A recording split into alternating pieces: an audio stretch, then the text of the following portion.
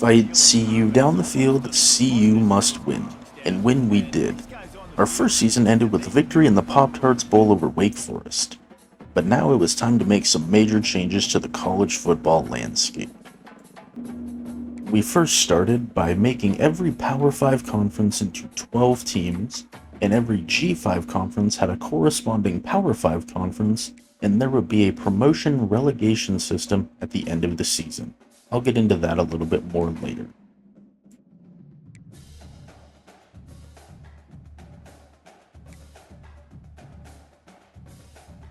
As you can see, we reunited the Pac-12, the most objectively perfect conference in all of college sports.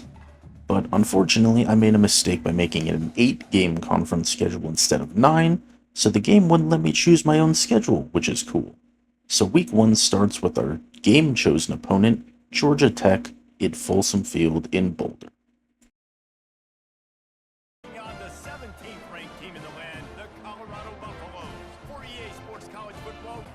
At the end of an uneventful first quarter, we got a little too fancy for our own good, and Georgia Tech was able to stop us to bring it to 4th down.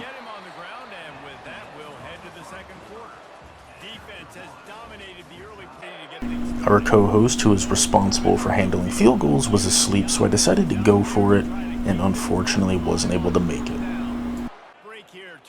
Our defense held strong, and on this play our tight end demonstrated that he lives in multiple dimensions as he warps around for some reason.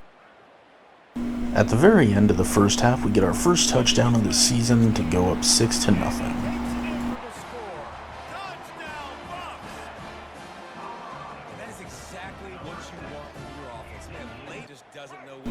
Our offense didn't take any notes from the defense, and we were stopped to bring 3rd and long into 4th and even longer. After a Georgia Tech field goal, we decided to go back to basics by pounding the rock, and our running back took it for a long gain. After wasting most of the 4th quarter, our running back takes it in for the easy touchdown.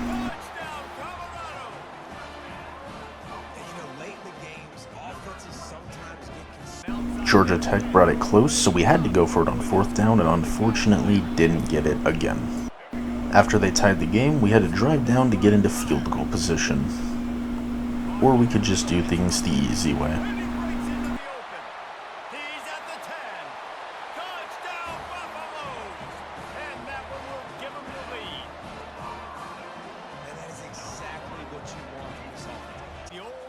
It wasn't the most eventful game of all time, and it probably should have been a much bigger win, but at the end of the day, a win is a win. After our win against Georgia Tech, the game sent us over to Annapolis, Maryland to play the Naval Academy Midshipmen.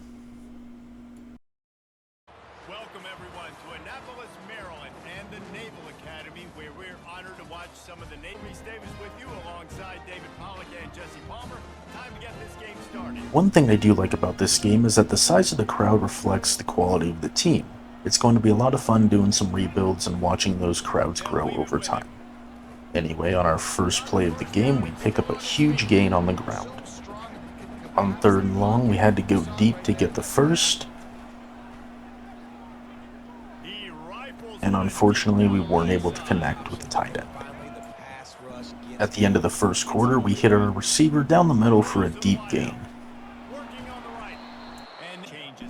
Early in the second quarter, we went back to the ground game for a huge gain again.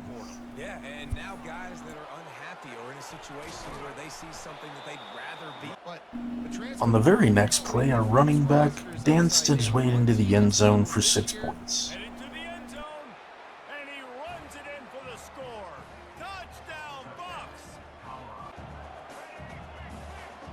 After a Navy touchdown, we were on 3rd and long, and we tried hitting our tight end in the corner, but unfortunately the pass got broken up instead. Our defense made the stop, and we tried to get at least into field goal position, and this long pass certainly helped with that. Another long pass on 1st down got us even closer to our goal.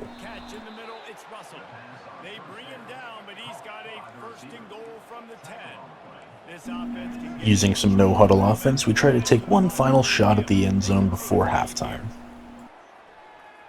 Now he's going to glide away from pressure.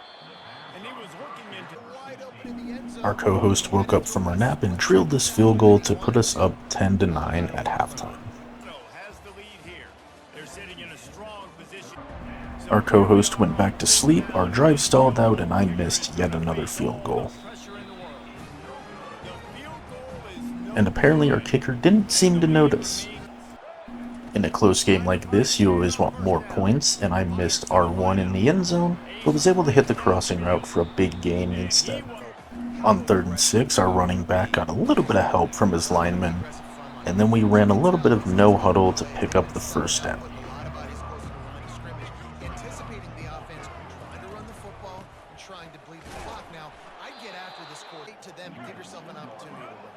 With the new playoff system, margin of victory really doesn't matter, so this touchdown was kinda pointless. But hey, it's a video game, and it was fun. In the offseason, I switched to a new playbook that I'm still trying to get the hang of, so our offense isn't exactly setting the world on fire, but a win is a win. The game takes us back to Boulder, where we play the University of Wyoming Cowboys.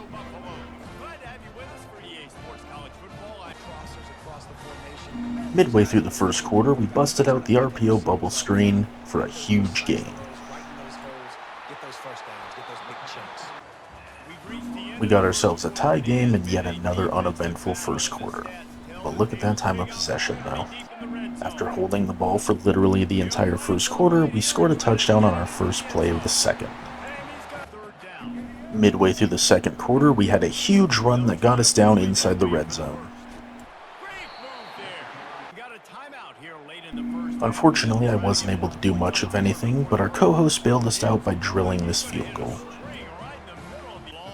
At the end of the second quarter, I tried for a long Hail Mary, but Wyoming had other ideas.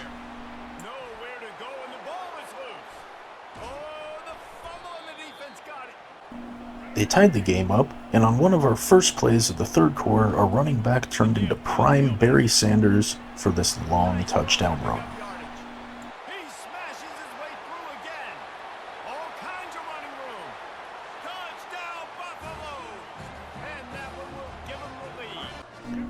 Our defense did their jobs, and our offense started to pick things up as well with yet another long run.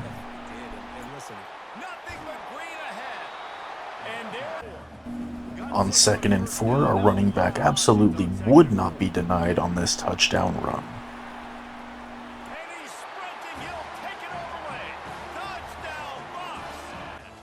At the end of the third, we started to run away with this one.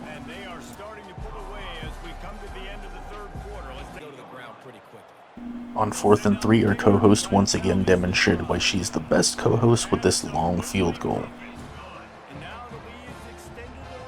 At this point, we were just running out the clock, but our running back decided to juke half the defense for another long touchdown run. I wasn't trying to run up the score, but at this point our offense started to fire on all cylinders with another big touchdown. This was the game where I feel I started to really figure out my offensive playbook, and it showed. Because we couldn't set our own schedule, we ended up playing an FCS team, which I hate doing, and here's why. Yeah, not much to say about that one.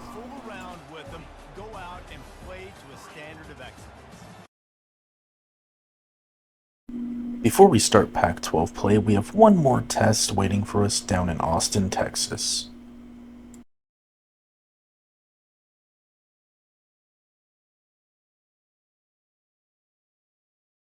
Austin, Texas, home to technological and cultural advances, but for everything going on in this city, the hub is bathed in burnt orange, and it is DKR and the Texas Longhorns. And boy, do we have a fun one ahead. Top 10 team, target on their back, going on their road and right into the snake pit. As we see the number 7 team in the country, the Colorado Buffaloes, taking on One thing I really do like about this game is that playing games on the road is difficult, as demonstrated by this 3 and out. As is the theme of this season, the first quarter was pretty uneventful. On 3rd and long, I took too much time trying to find an open receiver and paid the price. On 1st and 10, I made a bad decision, but honestly having a noodle arm quarterback didn't exactly help things, so after this interception I decided to go with the backup, just to see what would happen. You may recognize this quarterback as the one who came in after we blew out Nebraska. He doesn't have as much accuracy, but he does have more power, so let's see how that goes. After hitting the running back on the out route and picking up a big gain, it was time to truly show off what this quarterback could do. It looks like fuck it, chuck it football is back on the menu. Unfortunately, because this quarterback has a stronger arm, I can't really blame him for interceptions like that.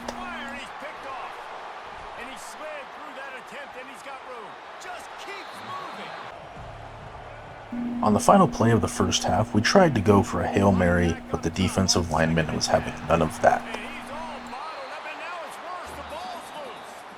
It's 17-7 at halftime, and we got an upset alert down here in Austin. Once again, my bad decision making leads to bad things happening, as this safety was just waiting for the interception. Luckily, our defense was able to stop them, but we got our work cut out for us if we want to come back in this one. But big plays like this will certainly help our cause. Inside the red zone, we made some adjustments at the line and were able to find the crossing route for 6 points.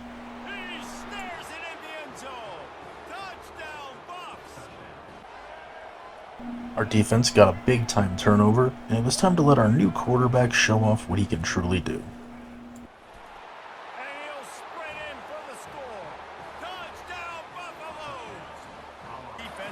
Our defense once again got a huge stop, and our co-host was able to put this in to tie the game.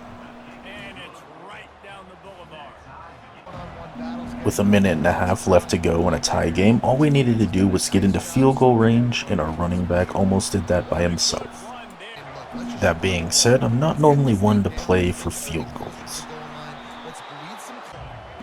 With 7 seconds left in the game, we busted the quarterback sneak to take the lead.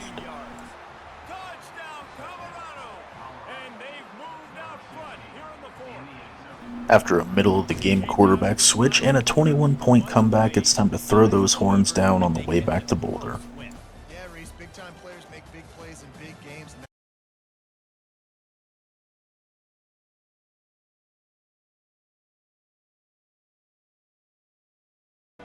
We opened up conference play with a top 5 matchup against the Oregon Ducks.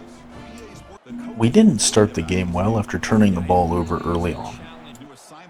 However, after a defensive stop, we managed to get it together by hitting the slant route for a long touchdown.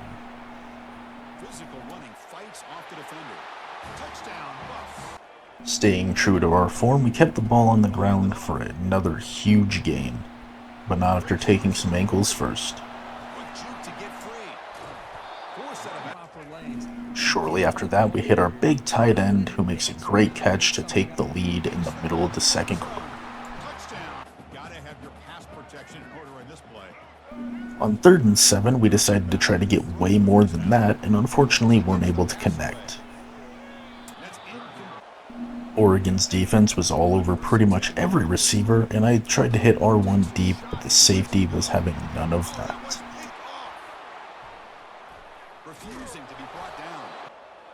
The Ducks scored right away, so we tried to as well. Instead of trying to throw it to either of my outside receivers, I tried to force it inside, and the safety was able to intercept it yet again.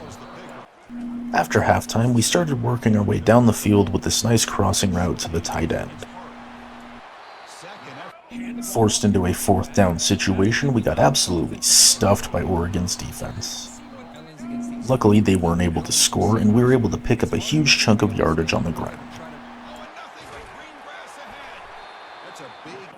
On 4th down, we decided to settle for a field goal, and my co-host was able to bank it in off the post.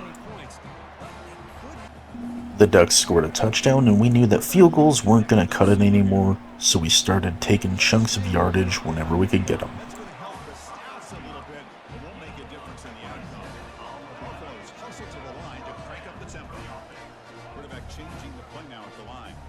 Trying not to waste any time, we ran some no huddle, but got hit as we threw for another interception.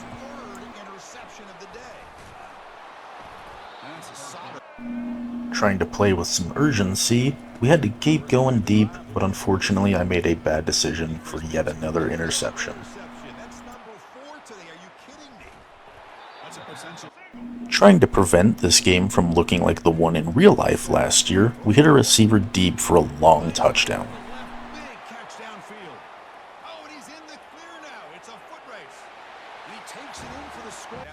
At this point, there was probably no way to actually come back, but that doesn't mean we can't play for some pride.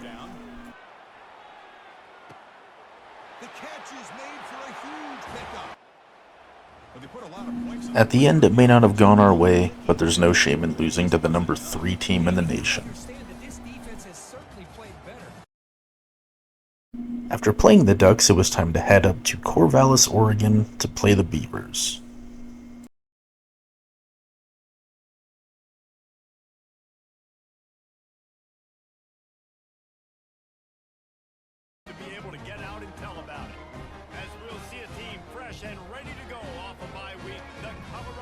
Forced into an early 4th down situation, we hit the inside receiver on a drag route to pick up the first.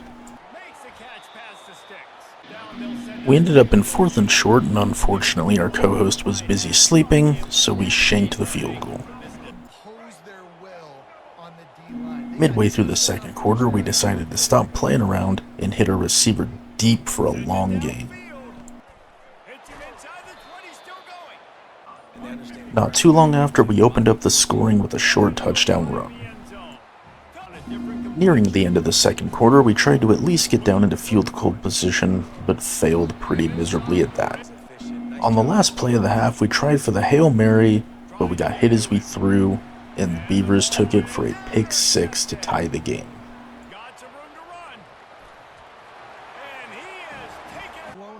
Early in the third quarter, we were forced into yet another 4th down situation where once again we were unable to connect. For some reason, this game likes to flip directions in the middle of the quarter, but that didn't stop us from picking up a huge gain on 1st down. Instead of waiting for a split second for X to come open, I tried to hit triangle and it got intercepted instead.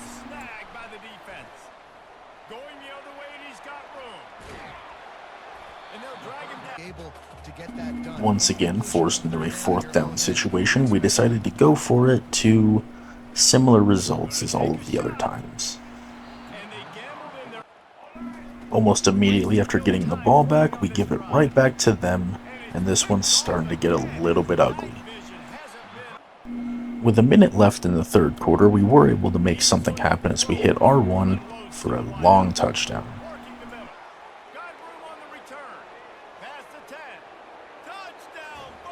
At the end of the third, we got our work cut out for us as we're down by 10. Somehow we were able to get this throw off to triangle for yet another long touchdown.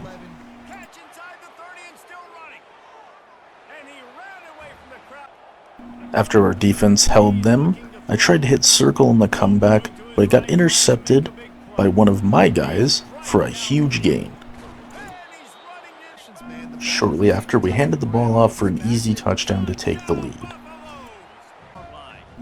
While trying to run out the clock, we were able to find an opening to get an insurance touchdown to put this game away.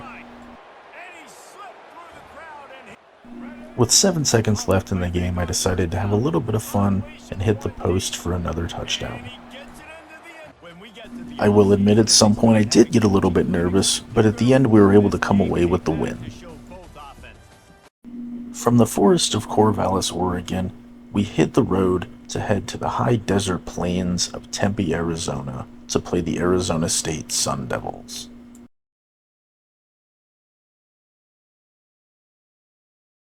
The heat of the desert is where the Sun Devils thrive. Welcome to Tempe, Arizona, Mountain America Stadium, home to the Arizona State Sun Devils and the rich legacy formed as we'll see the number 10 team in the country, the Colorado Buffaloes, facing off with another team from the Bay of this. After a long opening drive, we were forced into a 3rd and short situation, but we were able to pick up the 1st down.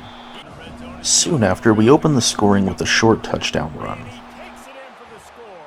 Touchdown, Bucks! It's 7-0 at the end of the first, and this has been far from an eventful game. About a minute into the second quarter, we put our foot on the gas pedal and never really let up after that. Touchdown, Buffaloes! On 4th and 5, our co-host was able to drill this 45-yard field goal to put another 3 points on the board. On 1st and goal, we hit this screen pass, and this one's starting to get a little bit out of hand. Once again, we got the ball in good field position, and once again, we drove down for the touchdown. We got the ball back almost right away, and we were able to find square deep for a huge gain. We weren't able to put it in the end zone, but our co-host did drill this short field goal to make it 34-0 at halftime. Shortly after halftime, the beatdown continued with this long run. The game was pretty much out of reach at this point, but we decided to run this play anyway, just because why not?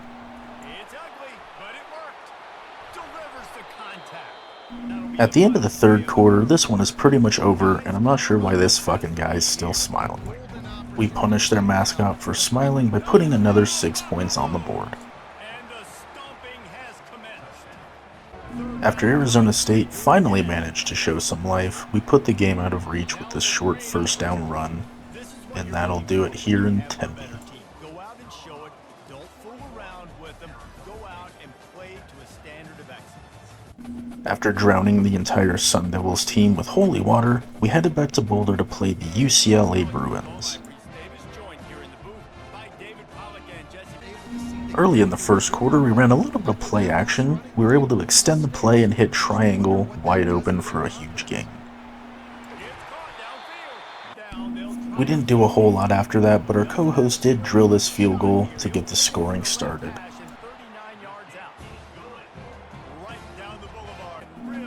On 3rd and 9, I tried to force a pass and ended up paying the price as this one gets picked off.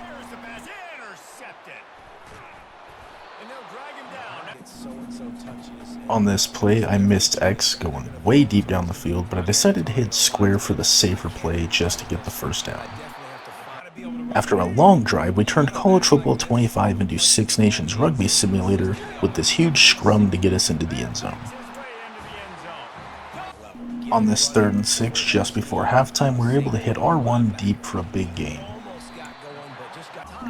With 14 seconds to go in the half, the RPO bubble screen failed us, so we ran some no huddle to try to put the ball in at the end of the half. After playing some volleyball, somebody finally caught the goddamn thing as UCLA got the interception at the end of the half. On 3rd and 7, we ran some play action, but defense was not fooled and we weren't able to get the first down. Ignoring R1 for the easy first down, I tried to hit square and ended up throwing it about 6 yards out of bounds. On our next drive, I had circle open, but I tried to hit R1, but the route got jumped for the interception. Our defense got us the ball, but with our bad field position, we weren't able to do much, so we punted it away. On the last play of the third quarter, we tried to hit square on the corner route, but unfortunately the ball got batted away. And that one's incomplete as they tried to hit him with a big play on the final snap of the fourth quarter. After a whole lot of nothing, midway through the fourth, we were able to put in this short field goal to bring the score to 13-3. Between the uprights, it's good. And that leads to 3. After a whole lot more, if not a whole lot, our co-host was able to make this long field goal to bring the score to 16-3. Knocked it right through, showing that big range from 48 yards out. While trying to run out the clock, we decided to give UCLA a little bit of a scare as we hit X for the first down. On the last play of the game, we almost scored, but UCLA was able to keep us out, and the final will be 16-3. After dealing with one LA school, it was time to head to the City of Angels to deal with the other, the University of Southern California.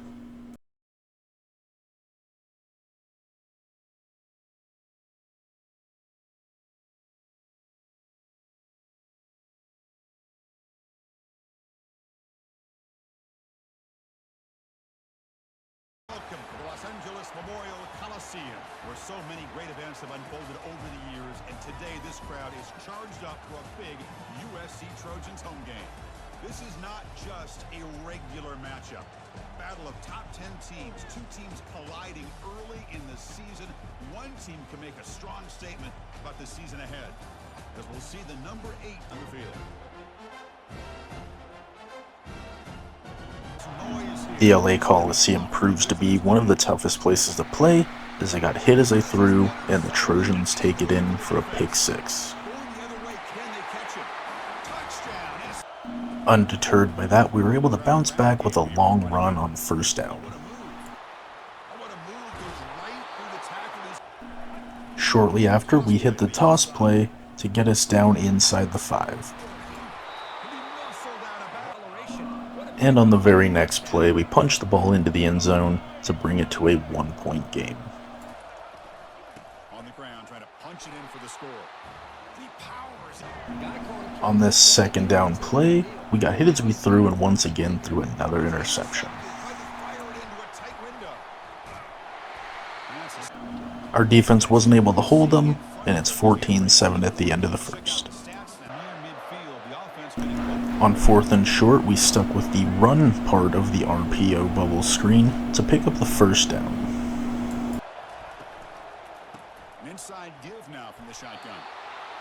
Because USC is one of the top teams in the nation, we have to go for it on 4th down, but unfortunately we weren't able to convert. After a USC field goal, we hit X down the middle for a huge gain. Just before the half, we were able to put the ball in the end zone to bring us within a couple of points.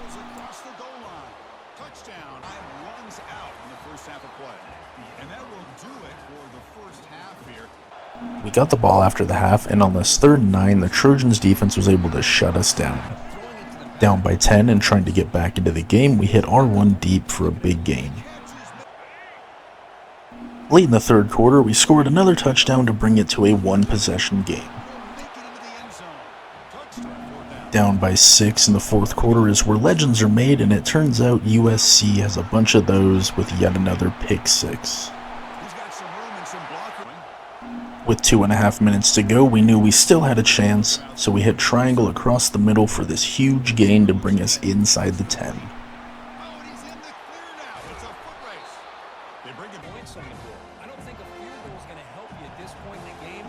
On 4th and goal, the nail went into the coffin as we made the wrong choice and threw yet another interception. Or so we thought, as literally 6 seconds later our defense got us the ball, so we hit triangle across the middle for the first down before running another no-huddle offense.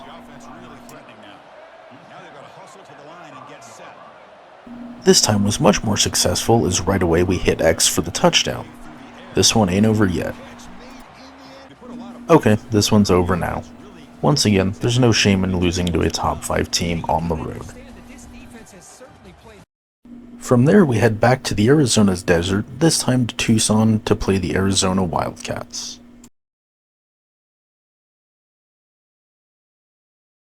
As we'll see, the number 13 team in the country, the Colorado Buffaloes, square up just inches short of converting that 3rd down.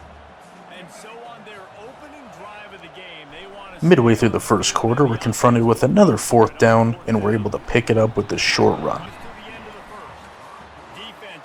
Almost like clockwork, we're tied at 0 at the end of the 1st quarter. Confronted with yet another 4th down, we get the first and a little bit more as we put it in for the touchdown. On 3rd and very long, our quarterback must have sneezed while throwing because he completely underthrows this one for the interception. Confronted with another 4th down, we hit R1 going deep for a huge gain to keep our drive alive. With 10 to go in the half, we hit X coming across the middle to get us right up next to the goal line. Knowing that we get the ball after halftime, we decide to play it safe and kick the field goal. Just kidding, we bust this bullshit out again, and once again it fails. So at halftime, it's 14-7 Arizona. A minute and a half into the third, we demonstrate that slants are overpowered as we take this short throw for a long run to bring the game within one.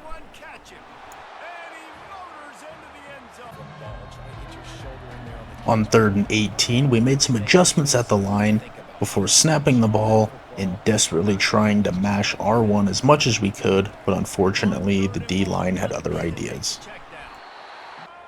Backed up to our own goal line, we kept the ball on the ground to get ourselves a little bit of breathing room. Got enough for the first, and he's still going. And excellent vision to find running room there and make a really good pickup before the defense put a stop to it. Shortly afterward, we turned that breathing room into a full-blown air pocket with this great run from our running back. Once again, we kept the ball on the ground, and once again our running back found an opening for another huge pickup.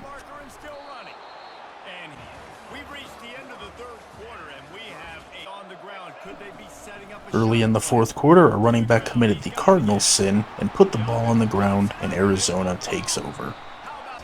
To demonstrate what my defense did, let's watch what Arizona's defense did.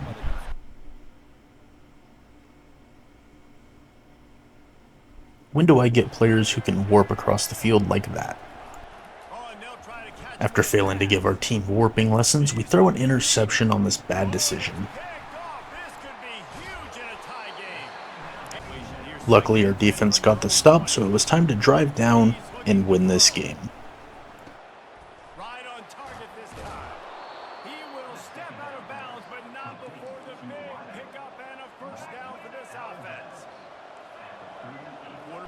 Running our less than 1 minute offense, we hit R1 on the go route for a huge gain to get us down within field goal range.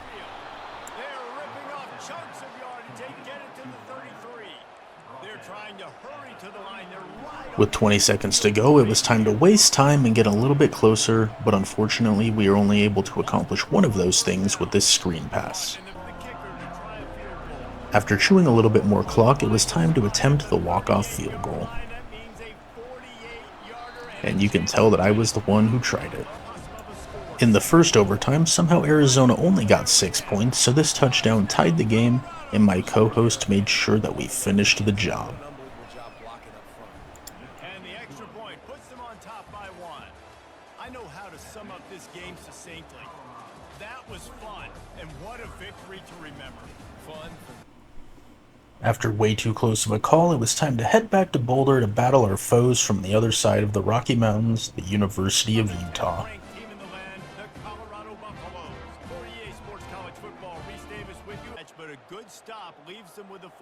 After a long sustained drive that ended with us knocking on the door, we managed to get the first down, but not a touchdown. I'm not sure how that happened, but on the next play, we're able to put the ball in for 6.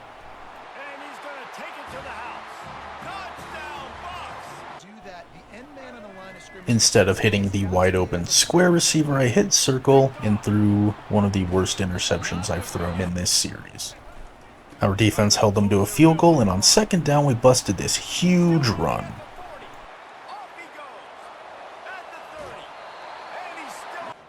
Not too long after that, we punched the ball in for another 6 points.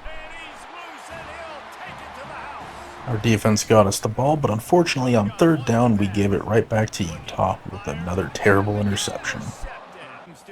Learning from our mistakes, we throw to a receiver that's actually open this time for a huge gain.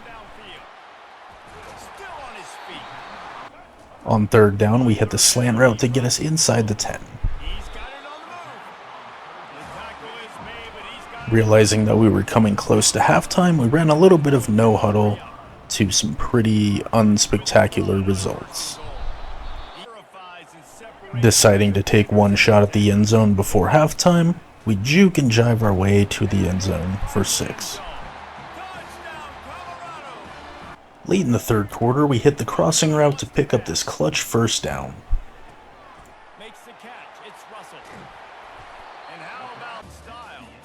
Guys, Colorado has the lead. Stops him short of the marker. Our offense sputtered out, but our co-host nailed this 35-yard field goal to give us a 14-point lead. After getting the ball back and not doing a whole lot with it, we gave our co-host a challenge with a long field goal that came up just short. On third down, we only needed 5 yards to seal this game, but we got a whole lot more than that, and that'll do it for this one. And with that win over Utah being the last regular season game, we're going to go into the conference standings and explain our promotion relegation system. At the end of every season, the last place team in every Power 5 conference will get relegated down to the corresponding G5 conference. We do have a 3-way tie in the Big Ten that we'll handle here in a little bit. Unfortunately, I was not paying attention while doing this, and I noticed that Stanford only played 5 conference games and won 1 of them even though they had a winning record. I don't know what the hell is happening in this game. Our tiebreakers go from head-to-head to overall record to point differential. Luckily, we can see here that Minnesota lost to both of the other teams, so they will be the ones getting demoted. On the flip side, promotion is pretty straightforward. The winners of the AAC, Conference USA, MAC, Mountain West, and Sun Belt Conference games will be bumped up, replacing the teams that were dropped down. And we see here that the guy starting over Alex Moran wins his 2nd straight Heisman. Let's take a look at those conference winners. As we can see here, University of Texas at San Antonio will be bumped into the Big 12.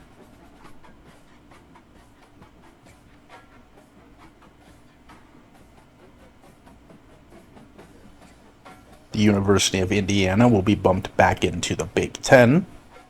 Louisiana University will go to the SEC, USF to the ACC, and Blue Mountain State into the Pac-12. Before moving on, we take a look at all of our Power 5 conference champions before we get into the playoffs, which, dear fucking lord, what the hell. We take a look at our playoff bracket, which, where do I even start? For the 2nd straight year, the ACC champion isn't in. Sorry, Clemson, for getting fucked. But the team they beat is in. And if anything, Oregon should be in over us because they beat us at home and were in the conference championship game. But they aren't in at all either. If I could edit this like in College Football Revamped, 4-loss Alabama, 4-loss Michigan would be out, the Pac-12 champions USC wouldn't be on the road for a playoff game, Oregon would be in over Charlotte because they're in the top 12, and Blue Mountain State got the G5 auto bid, and even though Clemson had 4 losses, they would be in because they won the ACC, which again, is supposed to be an auto bid. I don't know what the fuck happened here, but I guess the chaos does make everything a little bit more fun. And here we see the records and rankings of some teams that did and didn't make the playoffs. Anyway, rant over. We have a playoff game to prepare for. We welcome the Texas Christian University Horned Frogs to Boulder for a rematch of the game that started the whole Coach Prime bonanza in the first place. Right off the bat, we throw an interception to give them the ball in great field position.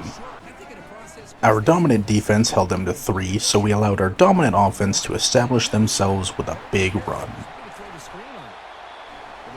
Since it's the playoffs, we're not going to settle for field goals, so we go for it on this 4th and goal and punch the ball in for 6. After another TCU field goal, we keep the ball on the ground for another solid chunk of yards. On 4th and short, we go back to the well with the RPO bubble screen, and we pick up the 1st. On 2nd down, we decided to divert from our game plan and take a shot deep, but this one was intercepted by the corner.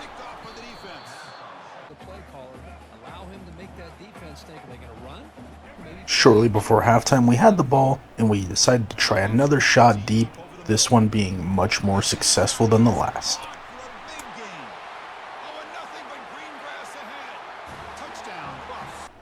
We got the ball back, and on the last play of the half, we tried to recreate the old Cordell Stewart magic with a deep Hail Mary. Unfortunately, this one didn't work out as well as his did, so at halftime our score is 14-6. Midway through the 3rd quarter, we kept the ball on the ground for this nice run on 2nd down. After running the clock down, we ran the old read option on him and put the ball in for another 6 points. After we got the ball back, we were just running the clock out, but we got this huge gain from our running back to fully seal the deal on this one. With the game firmly out of reach, we allowed our co-host to redeem herself from her earlier missed field goal by putting this long field goal in for another 3 points. This one was over, and we didn't really want to run up the score, so we just dove at the goal line and ran out the rest of the time, and we're moving on to the next round.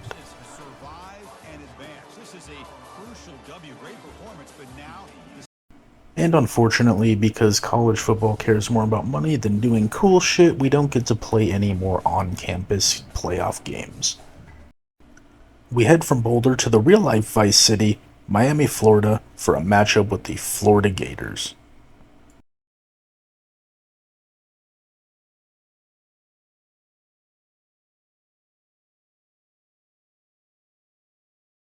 Welcome everybody to beautiful Miami and Hard Rock City. Quarterfinal game. Only one team here can keep their championship dreams alive. Because we're now in the quarterfinals of the playoffs, one thing we're not doing is settling for field goals, so we run the ball on 4th down to pick up the first. On the very next play, we bust off a big run to get us down inside the red zone. Soon after that, we stay on the ground and punch the ball in for the first points of the Orange Bowl. After establishing our run game, we ran some play action off of that, but made a terrible read and threw an interception. Our defense held them to a field goal, and on this play there was a little bit of miscommunication, and I threw another interception. Florida scored a touchdown, so we knew we had to drive down and do the same before halftime. On this 4th down and 7, we hit the slant route across the middle to pick up the first down.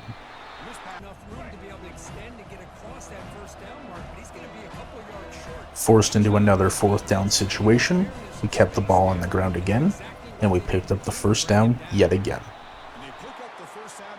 We drove the ball down to a 1st and goal situation and were able to punch it in for another 6 points to tie the game. After a Florida field goal, we got the ball back with a minute to go and threw another interception. After a Florida field goal, we had one chance to make something happen, but weren't able to do anything with it. We got the ball to start the half, and after a long drive, we punched it in to take the lead. We got the ball back, and big number 77 served up some pancakes on this decent run for a first down. On the first play of the 4th quarter, we picked up a decent chunk of yardage to get the first down to keep the chains and, more importantly, the clock moving. After wasting a decent amount of time, our running back found the opening, put the ball into the end zone to put this one out of reach. And to put the cherry on top of this one, we let our co-host kick a field goal just so she could be included in this game as well. With less than 2 minutes to go, we got the ball back and did what we do best: waste a bunch of time. After that long run, we took a knee, won the Orange Bowl, and moved on to the semifinals.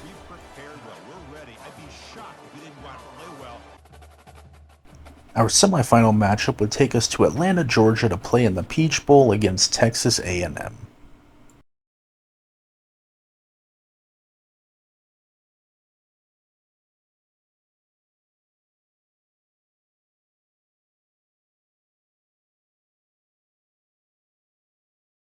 Welcome, folks, to downtown Atlanta and Mercedes-Benz Stadium, site of this year's Chick-fil-A Peach Bowl and, of course, part of the college football playoff. We've reached the semifinal stage, one last hurdle to clear before that national championship game. And today we're going to find out who's got the toughness and the depth to continue their drive to keep championship dreams alive. As we'll see the number 3 seed in this playoff, the Texas A&M Aggies, taking on the number 7 seed in the playoff, the Colorado Buffaloes. For EA Sports College Football, I'm Chris Fowler, joined by Kirk Herbstreit, and here we go, a college football playoff semifinal. Which team will keep their national championship hopes alive today? In the not too distant future, I'll make a video about how Chick-fil-A is overpriced and overrated, but that's not what this video is about. This one's about football. We start off early with a jet sweep to pick up a decent chunk of yards. The game moves the ball to the 39. It'll be first down. And on the very next play, we ran the fake jet sweep to pick up another huge chunk of yards. Breaks loose at the 40. And they stop it. After A&M's defense stopped us, our co-host kicked the field goal to start the scoring in Atlanta. This first down.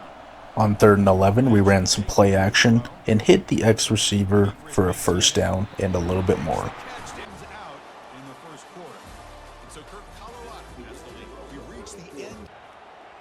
Early in the second quarter, we demonstrate the proper way to run a screen pass and pick up a huge chunk of yards. That's a big gain before the 4th down. On 4th down, we decided to run this bullshit again, and our kicker demonstrated why he's a kicker and not a quarterback. That kind of play calling is what we call trusting your defense, and after they showed us we were right to trust them, we picked up another huge gain to get us in the red zone. With 30 seconds to go in the half, I tried getting a little too fancy and paid the price for it. On the first play of the second half, we demonstrate what the phrase high-end talent means with this short pass that turned into a long gain. Soon after that, our quarterback showed a little bit of athleticism to extend the play and find the open receiver. Unfortunately, our drive stalled out, but our co-host demonstrated why she's the only worthwhile living being in this household. Since we realized that Texas A&M wasn't going to score on our defense, we decided to help them out by throwing this awful pass that turned into a pick six. Did he take it all the way? Past the 10. Touchdown. A&M. On the last play of the third quarter, our running back put the entire team on his back with this incredible run. Into space at the 50. Oh, and he's in the clear now. It's a foot race. That's a huge. At the end of the third quarter, we show that this game is the hottest thing to hit Atlanta since William Tecumseh Sherman, as it is a 7-6 game going into the fourth.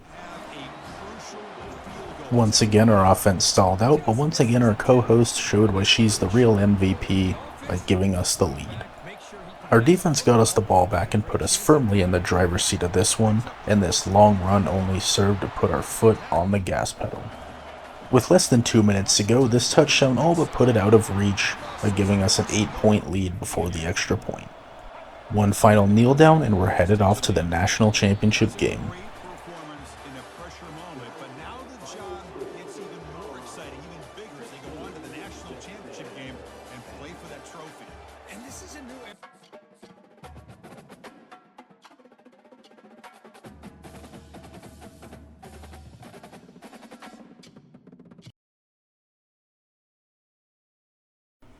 After enjoying too many Magic City chicken wings, it was time to head back down to Miami to play Oklahoma for the national championship.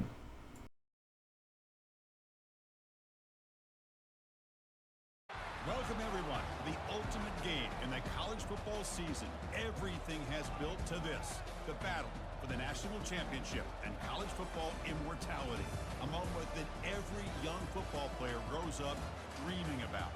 And these two teams have survived the expanded playoff grind. They have battled through a regular season, multiple playoff victories, all sorts of challenges and adversity, and they've arrived at this moment, the battle for that precious trophy. As we'll see the number 7 seed in this playoff, the Colorado Buffaloes, taking on a squad from the Big 12, the Oklahoma Sooners. For EA Sports College Football, I'm Chris Fowler, joined here as always by Kirk Herbstreit. Kirk, everything has been building to this. It's time for the national championship. Let's crown a champion.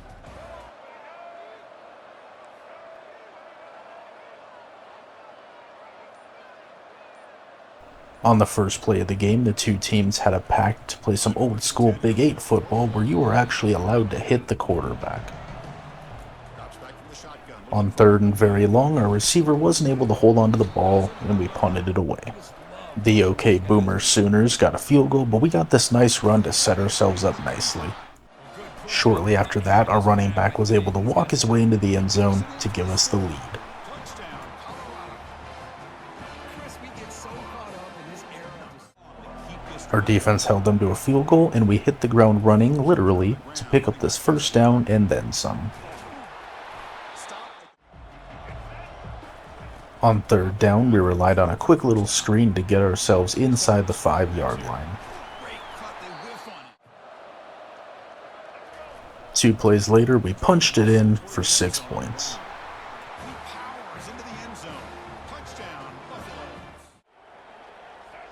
After getting the ball back, we ran a little bit of play action, hit Triangle, who made a great catch to put us inside the 10.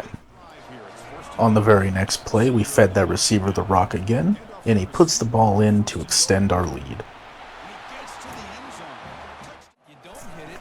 Shortly before halftime, we decided we were going to try to quickly score, so we hit this comeback route before running some no-huddle offense.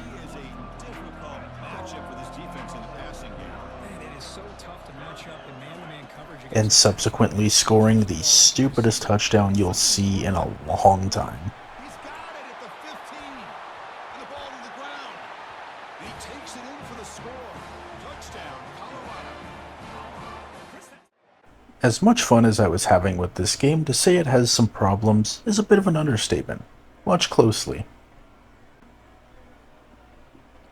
Even though there were 4 seconds left and we didn't have the ball, we got 3 points somehow.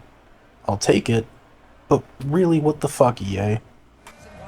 With everybody in the stadium being mystified as how we got 3 points out of thin air, it's no surprise that our running back fumbled. Luckily, we were able to get the ball back inside the 5 and punched it in shortly after. With the national championship coming closer to our grasp by the second, we kept pushing with another long run at the end of the third quarter. At the end of the third quarter, we're only 5 minutes away from reaching the mountaintop, and shortly after, we add another 3 points to our lead. To their credit, Oklahoma kept fighting, but we weren't going to let this one slip out of our hands that easily. With under 2 minutes to go in the game, we put the final nail in the coffin with another touchdown. One more first down to seal the deal, and we were heading back to Boulder as the college football playoff champions. And great things seem to happen. He's over 120 yards on the day, and it's really been a combination of his vision and speed, along with really dominant offensive line play. And that'll do it. We have a national champion. Well, the coaches kind of expected it to be this kind of game, an offensive show. Who's going to make one more play at the end to get the win, and they did it. Yeah, you mentioned the coaches. I think we had a feeling that this game had a chance to get into at least the 30s, and we weren't disappointed. These offenses came to play, but you're right. One defense made some plays when they had to, and the other one didn't. Simple as that. And with the Buffs reaching the mountaintop, that will do it for this series. Unfortunately, we won't get to see the impact of our promotions and relegations in this series, but fear not, another series is in the works. That one will be a full rebuild, so we'll get to see many seasons play out in it. Now to pull back the curtain, this season was played pre-patch, and I am definitely enjoying the game much less after the patch than I was when I recorded this. If EA makes this game enjoyable again, or I find the sliders that can do that for me, I will be uploading a new series with some fun team builder schools. But until then, I will see you in a few weeks when I teach you how to make some fantastic meal prep burritos, and then we dive back into the world of GTA with Vice City Stories. And with that, if you enjoyed this video or any of my videos, feel free to like, comment, and subscribe, and we'll catch you next time.